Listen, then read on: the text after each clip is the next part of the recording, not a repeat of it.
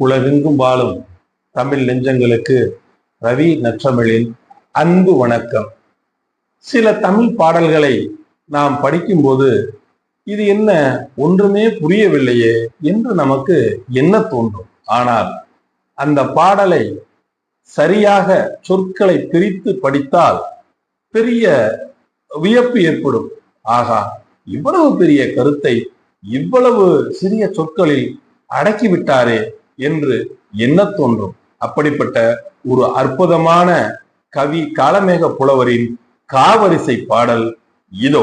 காக்கை கா கா கூகை கூகை கா கா காக்கை கோக்கு கூ காக்கைக்கு கொக்கொக்க கை கைக்கு காக்கைக்கு கை கை கா கா.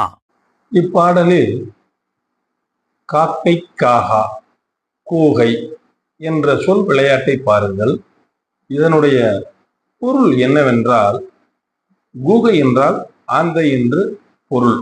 அதாவது இரவு நேரத்தில் காக்கையால் ஆந்தையை எதிர்த்து வெற்றி கொள்ள முடியாது. அதே போல பகல் நேரத்தில் ஆந்தையால் காக்கையை எதிர்த்து வெற்றி கொள்ள முடியாது. ஏனெனில் இரவு நேரத்தில் ஆந்தைக்கு நன்றாக கண் தெரியும், பகல் நேரத்தில் காகத்திற்கு நன்றாக கண் தெரியும்.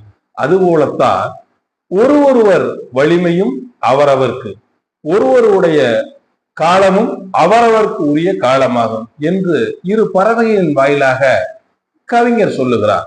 அடுத்ததாக கோ என்றால் அரசன் என்று பொருள்.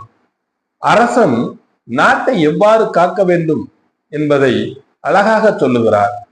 கொக்கு ஒரு நீர் நிலையில் அவசரப்படாமல் மீன் அதற்குரிய இடத்திற்கு வரும் வரை காத்திருக்கும்.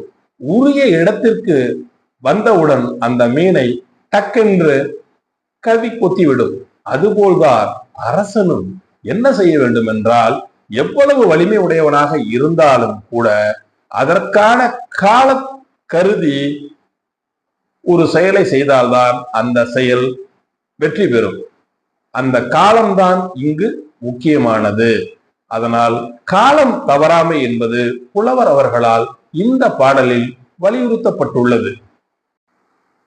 கா வரிசை எழுத்துக்களை கொண்டு புலவர் அவர்கள் காக்கையை கொண்டு வந்தார், கூகையை கொண்டு வந்தார், கொக்கையும் கொண்டு வந்தார், அரசனுக்கு அறிவுரையும் கூறிவிட்டார்.